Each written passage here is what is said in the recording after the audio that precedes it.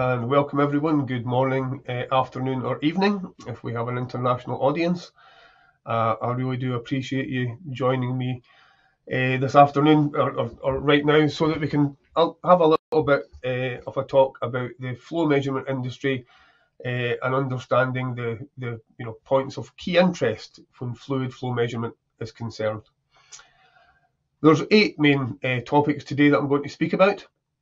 I'm going to start off by talking a little bit about my employer, TÜV SÜD at large, and then TÜV SÜD National Engineering Laboratory, where I work in central Scotland. Just a few slides, so we can get right on and into the meat of the webinar. Once we've done the introductions, I'll talk about what do we measure. Now, here I'm talking about the fluids that we'll be discussing in today's webinar. And then I'll talk about why do we measure, for process control, for commercial reasons. There's a lot of legislation, there's a lot of laws, there's a lot of standards involved. People spend a lot of money on good fluid flow measurement, so I want to try and explain why that is. To make that easier, I'll then talk about some commercial measurement terminology, figures or phrases which you may or may not have be familiar with. I'll try to explain these. We'll then talk about the regulation, compliance, and what people have to do to make sure their measurement is acceptable. And then I'll talk about where we measure. The flow measurement chains for a couple of traditional and a couple of modern fluid flow measurement industries. I'll finish this off with a how do we measure. This webinar is more about the industry of fluid flow measurement rather than the science of fluid flow measurement. I'll recap on that at the end. So we'll talk about how we measure fluids and how we measure composition. It will become clear during this presentation that knowing how much of something you have isn't much use unless you know what you have, and vice versa. And if we have time left at the end, we'll have some questions. Hopefully a couple of you submit some questions. As John said, anything we don't get to today, we will certainly follow up with. And we're keen to keep in touch with you. Okay, a little bit about my employer, TÜV SÜD, and my location, TÜV SÜD National Engineering Laboratory. TÜV SÜD are a TIC company, a testing, inspection and certification company.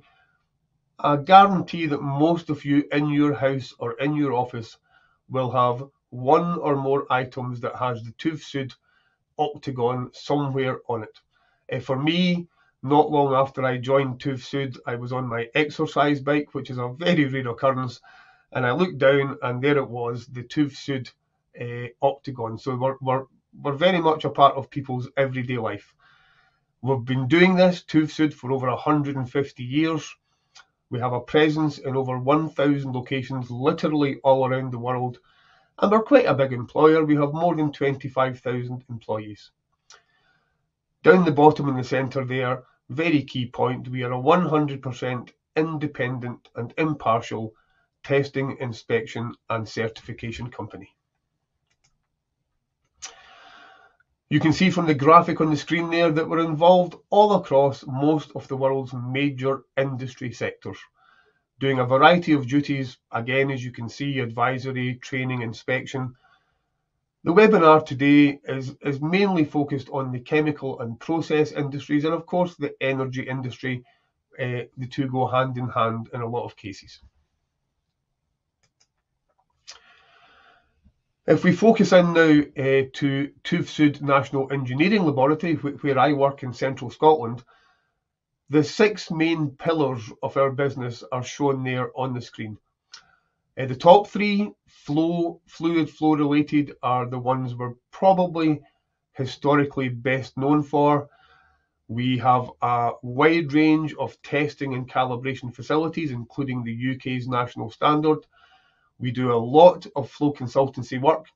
That could be maintenance regimes, uncertainty budgets, meter selection advice. And we do a lot of industry-leading flow measurement R&D. I can't emphasize just how smart a lot of my colleagues actually are. We help to develop legislation, we help to develop standards, we do testing and verification, which pushes the boundaries of understanding for what is possible when it comes to measuring fluid flow. But equally important, we have other aspects to our business. We have an environmental services team, and that's becoming more and more prominent and relevant and important as we become more environmentally aware. If you want to understand better or quantify the emissions from your industry, want to have equipment certified, and ultimately want to reduce the environmental impact of your industry, please get in touch with our environmental services team. We also, again, in line with modern trends, we have a data analytics and software services. This ranges from producing software packages like physical properties software packages. PPDS is the trade name of our, very well established fluid properties software package. And that goes all the way up to more modern developments like big data, machine learning, and artificial intelligence. I am continually amazed with what my colleagues in the software and data analytics department can do, the information they can glean from data when given a chance. And then on the bottom left there, computational fluid dynamics. I've learned an awful lot about computational fluid dynamics in the last couple of years, at least the power of computational fluid dynamics. If you're a Formula One fan like myself, you'll be aware that, Formula One teams are spending less and less on wind tunnels and more on computational fluid dynamics. Why? Well, because it works. It's an extremely powerful tool, especially when it comes to modeling complex fluid flows in situations where you cannot do traditional verification techniques. For example, how do you, verify the performance of an offshore 40-inch flare line operating at low pressure, flowing occasionally at 120 or 150 meters per second? You can't take that to a flow laboratory. As it turns out, computational fluid dynamics is an extremely powerful tool when it comes to modeling fluid flows. We are, as it says at the very bottom point there, the designated institute for fluid flow measurement in the UK. We hold the national standard for fluid flow. But we have a wide range of calibration facilities. We have oil, gas, water, and multi-phase facilities. The multi-phase facility is a truly amazing, versatile facility. We can do not just meter calibrations, but all sorts of performance testing for multi-phase valves or separators or umbilicals. And these facilities were designed primarily to serve the needs of the oil and gas and the water industry. You can argue that water is the most valuable fluid in the world. But with an eye to the future, we are also continually developing our facilities. So on the image on the right-hand side there, you see our hydrogen calibration research and test facility, currently a domestic facility, scale facility, but that will change in the future, no doubt. And we're also in the process of repurposing our gas facility to allow us to do calibration, testing and research on gaseous CO2, and we're building a brand new facility for dense, liquid, dense and supercritical phase carbon dioxide to allow us to provide research capabilities and traceable measurement metrology capabilities for the CCUS industry. We have a lot more besides a density facility, an erosion facility, a fluid properties facility for CCUS. So it really is a centre of excellence for fluid properties and fluid flow understanding. So, introduction to the company over. We'll get into the main part of the webinar today. So, the first thing I want to do is to speak about the fluids that I am going to be referring to today. If we look at the hydrocarbon industry, still, you know, a hugely important contributor to the energy industry today. We know we have to move away from it, but as we speak, hydrocarbons are what keeps us warm, what keeps our hospitals going, what keeps the lights on. So the kind of fluids we're talking about here, from the production on the left-hand side, crude oil, natural gas and produced water, these are all very complex multi-component fluids. Produced water less so, obviously, but still it's not pure water. And then as we move through the chain, you know, onto tankers, through pipelines, and then onto the users, we are talking about the refined products. So that's things like LNG, liquefied natural gas, cool down natural gas, take out the heavy ends, it shrinks, ideal for transporting around the world. Liquefied petroleum gas, doing the same thing using pressure rather than temperature. And sales gas, the kind of gas that comes out your cooker, or that fires your central heating, or that fires the gas-fired power stations that we use to heat our homes and to heat our food. And of course, the other refined hydrocarbons that we come into contact with every day: unleaded petrol, propane and butane for our barbecues, diesel. All of these things are hydrocarbon or derived from crude oil and natural gas, and the measurement of them is extremely important to allow processes to be optimized, to allow processes to be safe, and to allow international trade in these commodities to take place. Looking now to, again, the present day and into the future, we have things like hydrogen. So clean fuels and emissions reduction. Again, we see an uncannily similar measurement chain from the left, where we are producing hydrogen or sequestering CO2 to reduce its environmental impact, all the way through the processing to the right-hand side of the page, where we are either transporting hydrogen, perhaps by ship, or using hydrogen to fuel agricultural equipment or domestic transportation equipment, or indeed using hydrogen in hydrogen-fired power stations to generate electricity to allow us to switch from hydrocarbon-based electricity to hydrogen-based electricity. And for me, it's important to note that the skills and the technologies that have been developed over the decades for the hydrocarbon industry are fully transferable and will shape the future development of industries such as hydrogen as a fuel, and also carbon, and also new technologies such as carbon capture, utilization and storage. From a metrology perspective, these are all fluids. They're all complex multi-component fluids, perhaps with the exception of hydrogen, which we hope is pure. So the same physics, the same fluid dynamics applies.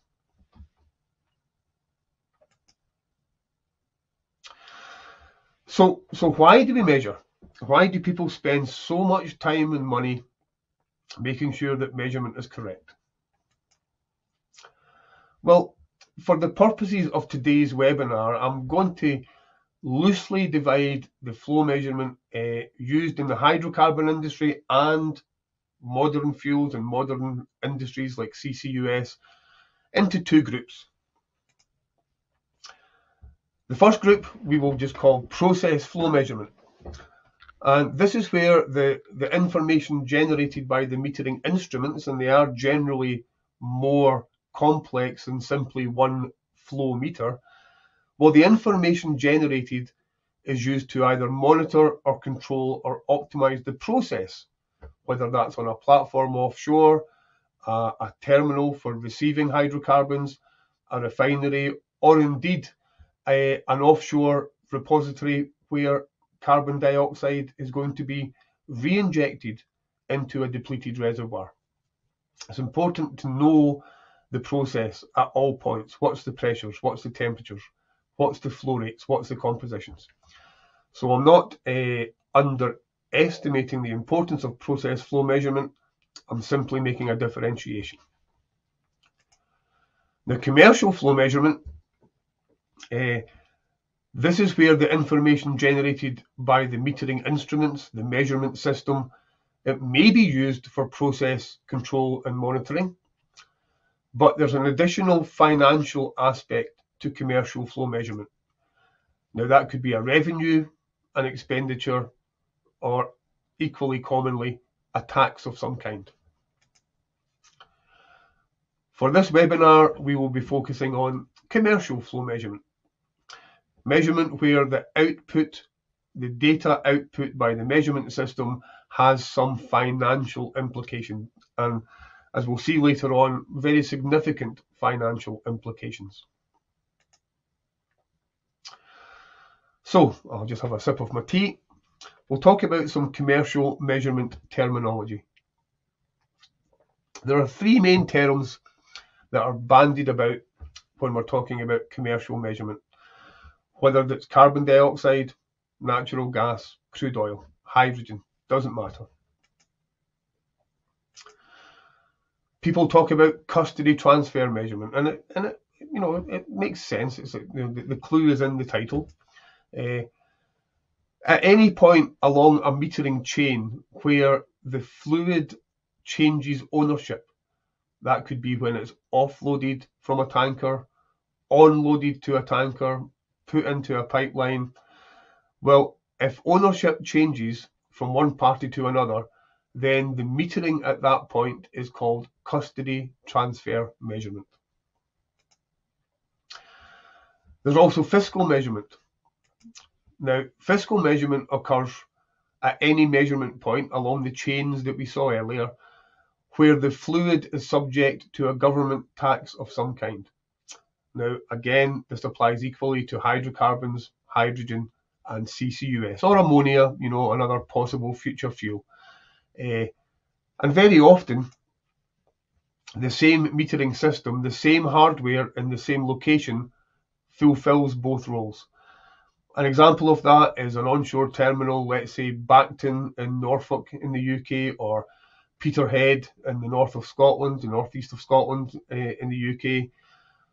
When the fluids hit the beach, the UK government, HMRC, and the regulators, they all want to make sure that all the data being generated is fair and equitable, and what we call technically defensible measurement, to make sure that no one is trying to cheat, no one is being underpaid or overpaid.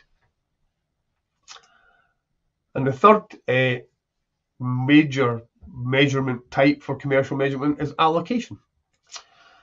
So let's imagine several offshore operators putting hydrocarbons into a shared pipeline for transport to a single onshore reception terminal. And this is sometimes possible because not every platform can economically justify building its own pipeline to the shore. Equally valid, this could be the same pipeline a few years down the line, taking CO2 from onshore and putting it into a shared pipeline for storage offshore. So the graphic, roughly demonstrates how that would look. Fluid can be going from top to bottom, or in the case of CCUS, from the bottom to the top. There will be metering at the terminal or storage point to measure the amount of fluid entering the terminal or storage point, i.e. at the beach. But everyone who puts something into that pipeline wants to be sure they get paid fairly for what they put into the pipeline, and also the regulators want to make sure that people are taxed accordingly, fairly, for what they put into the pipeline. That could be taxation in the form of a bill, or taxation in the form of an allowance, So each entrant will, at least in theory, but should have metering and analysis at their point of entry to the shared pipeline to measure how much and what they put in. And that can then be compared against the metering at the other end of the pipeline. And they never match up. The name of the game here is to get them to match up as closely as possible. Metering used for this purpose is known as allocation metering. And I have to be clear here, allocation can get really complex. There's a graphic of the North Sea Forties pipeline system. Some of these are decommissioned now, some have been replaced by wind farms, but every one of these little orange dots is putting something into the pipeline, and they want to be sure that what they are getting paid for or taxed on is fair and equitable and technically defensible. The mathematics involved in these allocation philosophies is way beyond my ability. I admire the people who can understand and do develop the mathematical models for these allocation philosophies. Okay, so we can see it's complicated, so I'd like to talk now about regulation, compliance and traceability.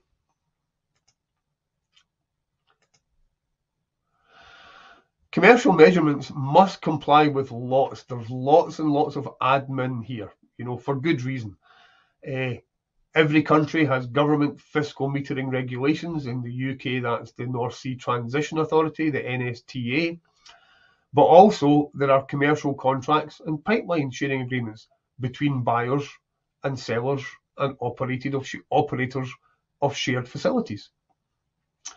And environmental legislation is also a key part of this, and I think we all know that environmental legislation is becoming a very big deal all over the planet. It's becoming more complex as we understand more and as we try to do more to minimize the environmental impact of the energy industry as a whole.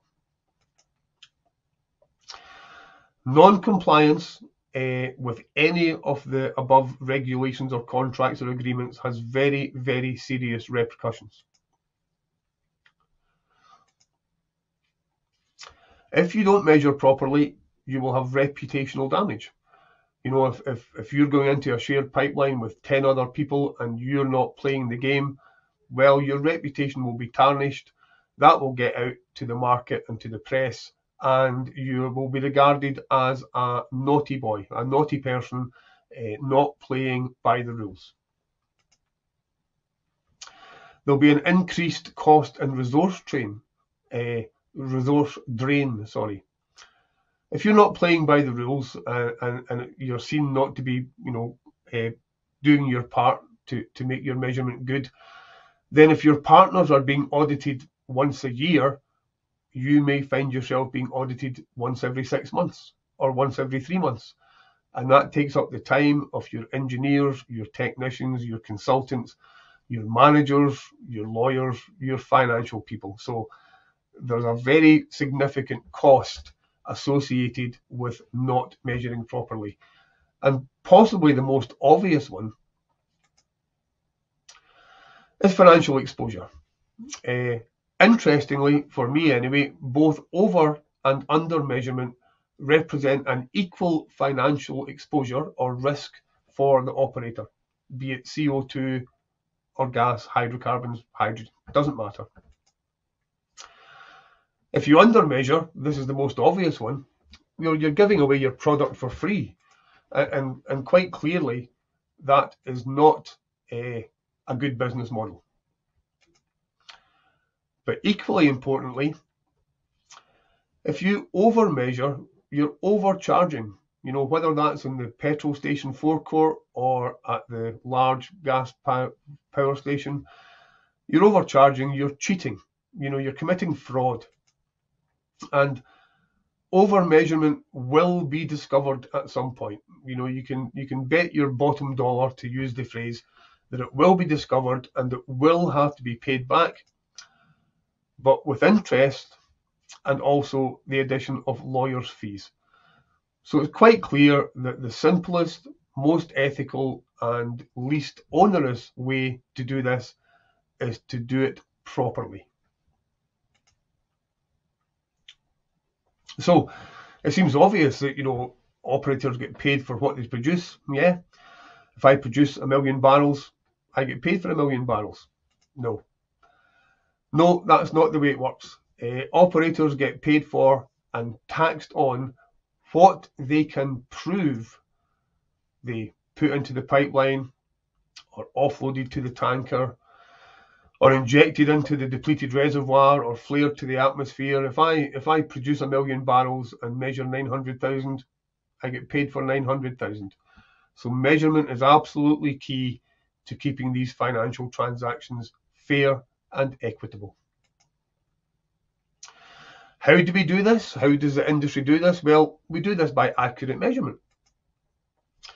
It comes from properly designed metering systems that are properly calibrated, can't overemphasize that, fully documented and traceable to international standards.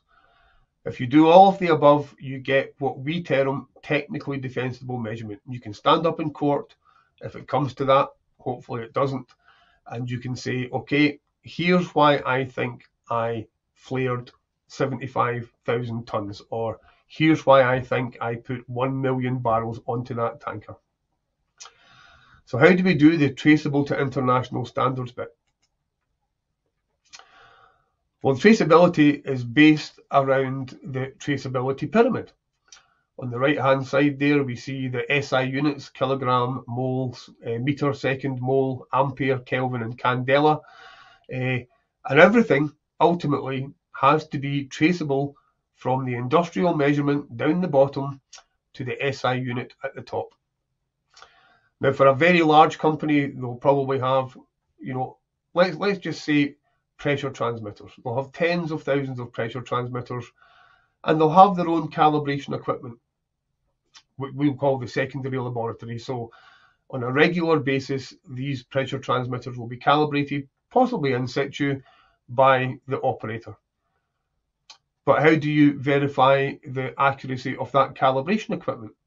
Well, you may send it to another laboratory, or you may have your own primary laboratory, which has even more accurate equipment, more lower uncertainty equipment, and you can use that to calibrate your calibration equipment for calibrating your industrial measurements. But how does your primary laboratory calibrate their equipment? Well, they would send that to a national metrology institute. They're all over the world. We in the UK have partial responsibility for traceable metrology. As it says there on the bubble, we are the UK's designated institute for fluid flow measurement. So for our measurements, we are directly traceable to the SI unit itself. Traditionally that was a rod, a meter long, which was held somewhere in Paris, I think, or a sphere of platinum and iridium, which was a kilogram. Now, none of the SI units are physical. They're all based on scientific constants like Avogadro's constant, for example. But it's a key point to note that if a measurement is not traceable, it doesn't count. It's like the modern analogy on pictures or it didn't happen for Facebook or Instagram. If we don't have documented measurement, if industry doesn't do things in a documented and traceable fashion, it doesn't count. The traceability pyramid kind of falls apart.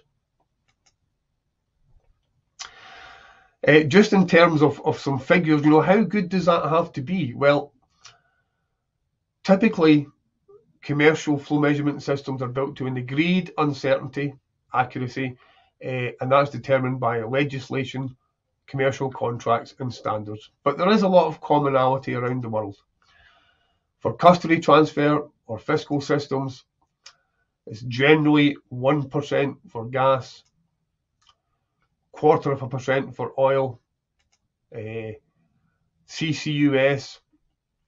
Well, it's still a nascent industry, so that's to be confirmed, but plus or minus 2.5% seems to be the figure that we're dealing with at the moment.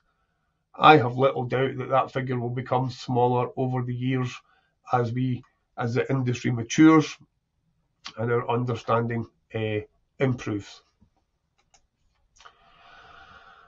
But that's just the design uncertainty. When it leaves the factory, if you like, when it's installed and switched on. The performance of a flow measurement system, just like the performance of your car, will degrade over time if not properly maintained. If I don't change the oil in my car, change the spark plugs, etc., I will end up with a lower fuel consumption than I got before. I'll do less miles to the gallon than I did when the car was new. Same sort of maintenance applies to measurement systems. If I don't maintain it properly, the uncertainty will increase and the financial exposure will increase, and that's never a good thing. Just one example here. Now, I'm using imperial units for this because when we turn on the 9 o'clock news at night, they tell us the price of oil in dollars per barrel. It isn't euros per litre, it isn't pounds per cubic metre, it's dollars per barrel. So let's assume $60 per barrel. I know it's slightly higher today. I've stopped changing these slides. You know, you wake up in the morning, it's $60 per barrel. You go for a cup of coffee, it's 20. You come back and brush your teeth, it's 150. $60 a barrel's a reasonable figure. And let's imagine it's a big operator. They're producing 1 million barrels per day, but they've made a mistake. There's something wrong with their calibration or their calculations, and rather than having a 0.25% uncertainty, their actual metering uncertainty has slipped. It's increased to 1%. Well, that means that over 1 year, they have increased their exposure due to mismeasurement by $164 million US. That's a significant amount, even for the world's largest energy companies. So we can see there that you want to get it right. You don't want to be either losing or being sued for $164 million. In summary then, the operators measure properly because they're told to and because they want to. People want a good reputation. They're in these big companies are in the media every single day. So it all make good, honest, traceable, technically defensible measurement just makes sense. Okay. Again, just a couple of slides here on where do we measure, for the various industries we're talking about today. For the flow measurement chain, hydrocarbons, we've seen the flow measurement chain, so let's focus in on a couple of examples. Most of the hubs in this measurement chain have several commercially significant measurements. If we look, for example, at an offshore production installation, could be fixed, could be an FPSO. Here you can see they have 9 commercially significant measurements. Their gas and oil export, allocation if it's going to a pipeline rather than a tanker, their water overboard. There's a whole set of environmental laws surrounding what you can and cannot put back into the sea. They may be using their own hydrocarbons for fuel gas. That has a fiscal significance. They may be, or they will be, flaring, although we're moving towards zero routine flaring. At the moment, most installations flare for safety reasons. Nothing wrong with that. But there are ever increasing, ever more onerous regulations surrounding what you can and cannot flare and how much you will be charged for what you do flare. There's also gas injection, which is where you put natural gas back into the reservoir to encourage an increased recovery. Gas lift, where you put natural gas into highly viscous fluids so that they move more quickly. Again, there's a taxation implication for that. If you're not exporting it, you don't want to pay tax on it, so you have to measure it so you can tell the regulators and your partners what you did and did not put into the pipeline. And of course, CO2 injection. There's a couple of fantastic examples in the northern Norway, up by Hammerfest. the Snow White field, where they're taking CO2 from onshore, putting it into the reservoir to get more oil out. But of course, the CCUS industry is developing very rapidly, and that's where we're putting CO2 in, not to get more oil out, just to stop it going to the atmosphere. That's becoming a hugely important commercial measurement and will continue to be in the years to come. If you look at the other end of the chain, a refinery, Grangemouth, for example, in central Scotland, again, they have a lot of commercially significant measurements: gas import, oil import, flare gas for safety reasons, and refined product export. Filling your tanker with unleaded petrol or diesel or ethane or butane or some other product that's making its way out to industry to be used in our daily lives.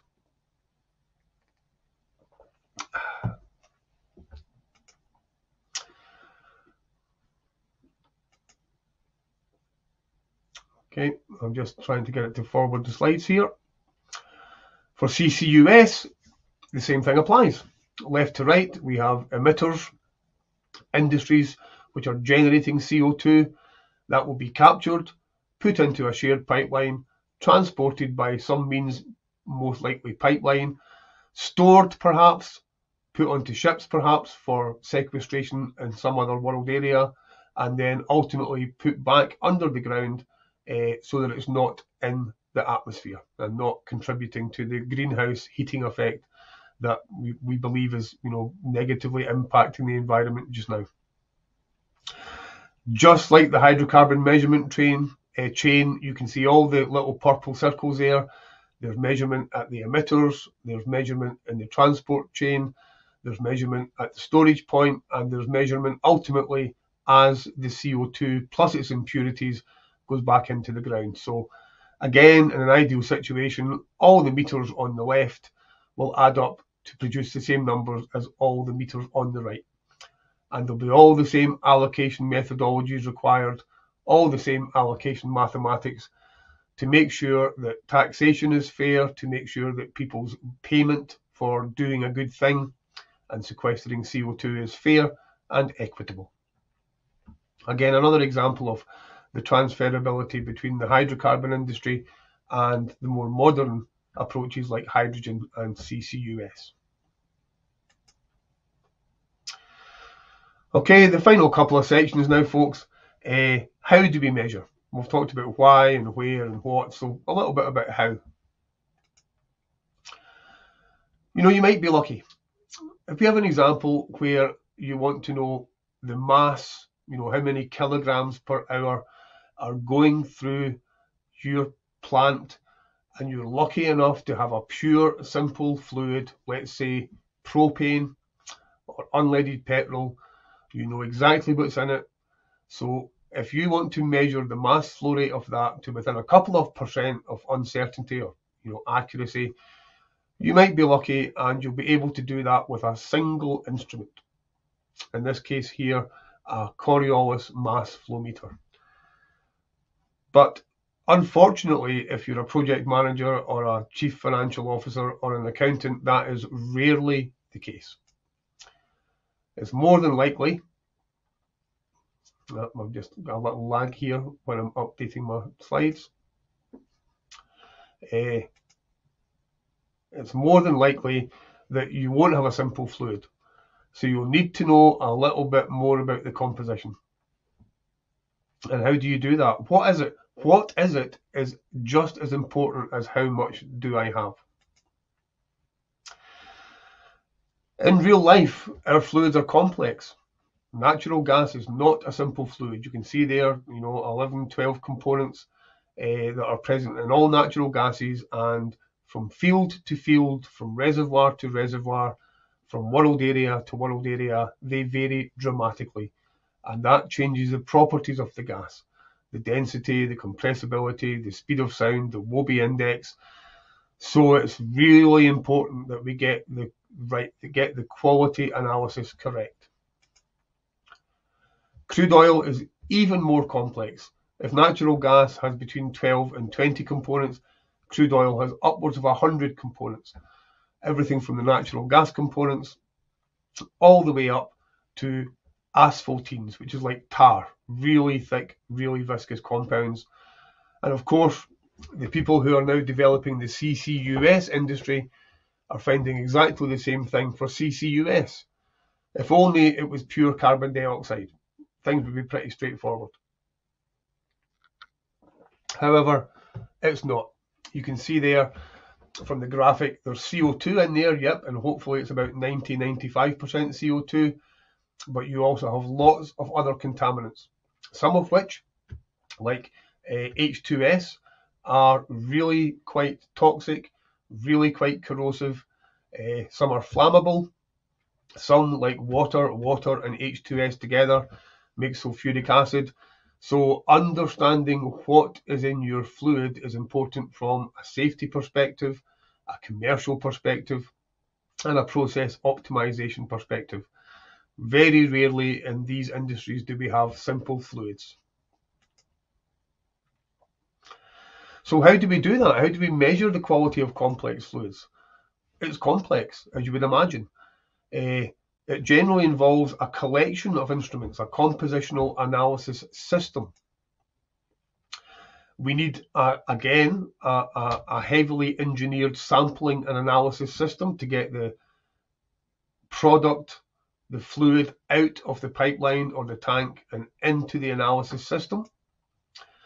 That needs sample removal, pressure letdown, sample conditioning, and then online analyzers, most of the time for gases, online analyzers, to make sure that the analysis results are representative of the fluids that we have in our pipelines. Sometimes, for crude oil in particular, it's so complex that we can only do a basic analysis online, water content or density, but for a full compositional analysis, we need an offline laboratory, and we need offline laboratory analyses to fully determine the composition of our crude oil. We can see there an image of a typical gas analysis system. These analyzers are expensive. I'm not having a go at the manufacturer. They're all expensive regardless of manufacturer. They're complex, they require to be maintained, but it's necessary if we're to have accurate and representative analysis, and also to comply with our legal and commercial and moral and ethical requirements. So that's how much is it. That's a very quick overview of how we measure quality. Quantity, now again, yep, as I mentioned a few slides ago, you could be lucky. You could be lucky. You could have a process that meant you got away with using a single meter, but more often than not, in the overwhelming majority of cases, we need to have a more complex solution. So we normally want to measure the volume, the mass, or the energy. For natural gas, we're interested in energy, gigajoules per hour, terajoules per day, or mass, kilograms per hour, kilograms per day, or volume, cubic meters per hour, cubic meters per day.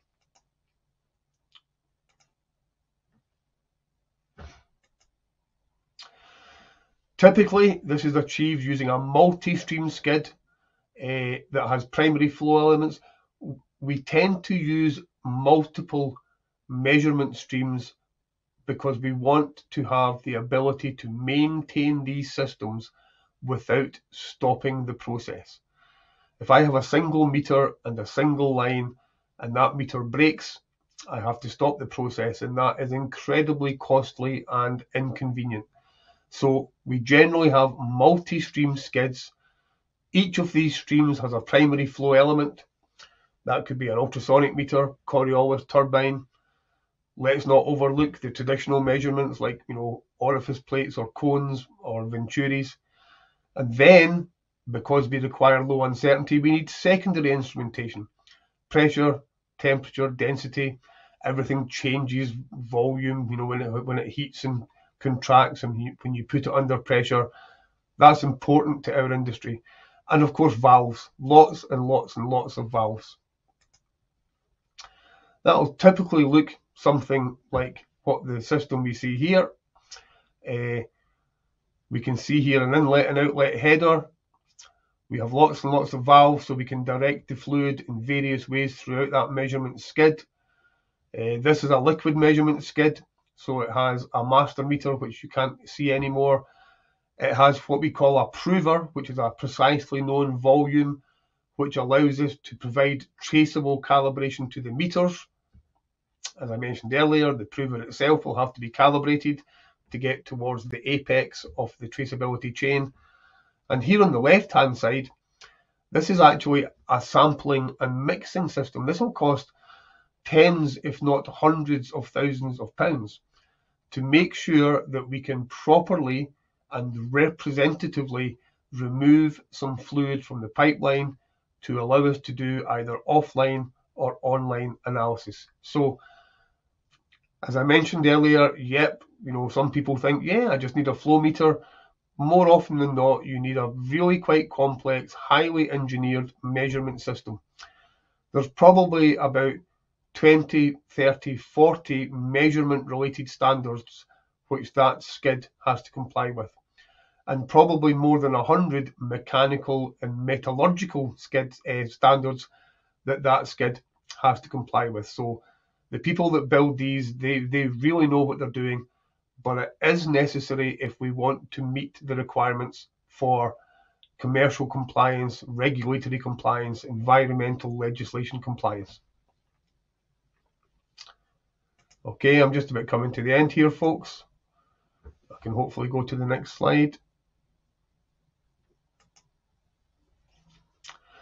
In summary, we've looked at why measurement is critical, and hopefully I've managed to get across the importance of compliance and traceability.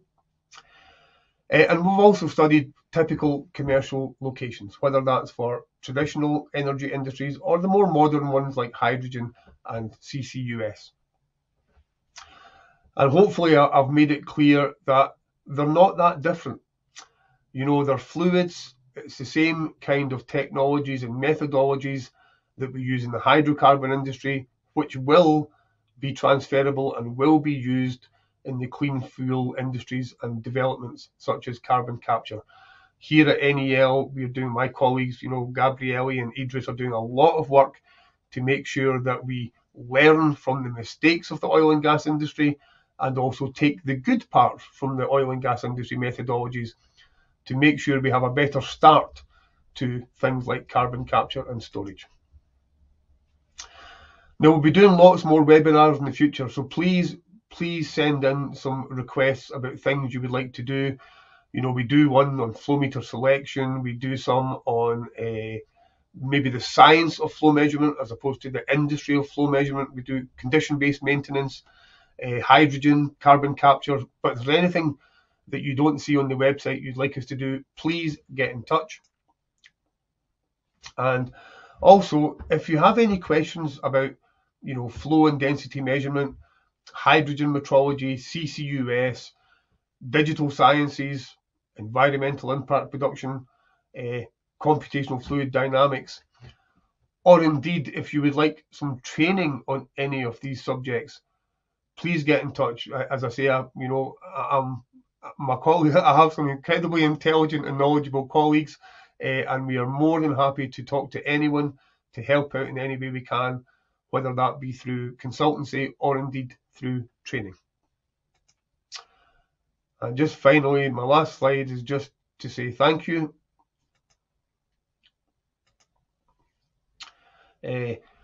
My name's Colin Lipedale. I don't want to try and, be snobby.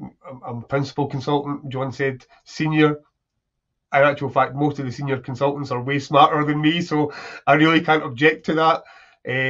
If you do want to get in touch about anything we've spoken about today or anything else that's fluid, flow, metrology, density, CFD related, please get in touch with both myself, John, and Colin. You can see our email, and John, our email addresses are on the screen there. All I can do, folks, is thank you again for your time. And I hope it's been beneficial to you. And I don't know, John, has there been any questions sent in? We've got a few, yes. I mean, when I was referring to you as senior, Colin, I was actually more about your age. It's much the same as the way I get referred to as senior these days. Yeah, Um, I'm definitely yeah, the elderly mouthpiece for Tufsud National Engineering Laboratory, as opposed to the brains behind it's Tufsud National Engineering I Laboratory. know, mate. No I offence know, to I you. know. Anyway, yes, we've had a few questions, so let's go through them. First one I've got here is, how do you choose the correct meter? A Do cracking you know? question to kick off with. Yeah, the reason we have, as I mentioned a few minutes ago, the reason we have a separate webinar on flow meter selection, which will definitely rerun in light of that question, is because it's extremely complicated. You have to, and so you have to consider, the fluid properties. Is it corrosive? Or is it benign? The fluid pressures, the fluid temperatures, the fluid densities, the fluid viscosities, the fluid flow rates, the significance of the measurement, the environment in which the measurement takes place. Is it a -20 oil rig in the Barents Sea in the Arctic Circle, or the northern North Sea? Is it somewhere really tropical, or, for example, in the Middle East, in a desert in Saudi Arabia, or the Sahara in Algeria, where temperatures are 40, 50 degrees? So my answer is, you choose the correct flow meter very carefully, and by taking into consideration as many of the parameters that you have knowledge of. And I'll just finish that off by saying, there is I believe the previous flow meter selection webinar was actually recorded and may be available Yeah, through the website. that should be available to download on the website. So, yeah, if that's something you're interested in, folks, check out the website. Following on from that, kind of same similar question here, but this is focusing on CO2. What are the main instruments used to measure flow of CO2? Yeah. Again, that it's a nascent industry, so we are developing an opinion on that as things go on, and as I mentioned earlier, I may sound like I am a pure Tufsud salesman. A lot of the work that is being done to find out the answer to that question is being done by my colleagues. At the moment, the Coriolis meter, I would say, is the short odds favourite for being the most prominent technology. But I'll qualify that by saying that carbon dioxide plus impurities is still a fluid. So in theory, there's no reason why orifice plates or venturis can't be used, traditional differential pressure techniques. As far as I'm aware, most of the ultrasonic meter manufacturers are doing testing as we speak, to make sure that their natural gas designed ultrasonic meters can be maybe modified to measure CO2 more precisely. So I'd say Coriolis meter looks to me, from talking to my extremely knowledgeable colleagues, that looks to be the way that the industry is going, for good reason. They're a low uncertainty device. They measure mass flow directly. But I think there'll be parts of the CCUS measurement chain where other technologies will be equally applicable. Yeah, and I guess it comes down to what you were saying earlier, depending on whether we're dealing with liquid CO2 or gaseous CO2, that'll have an impact on what device you use. Yeah, and okay.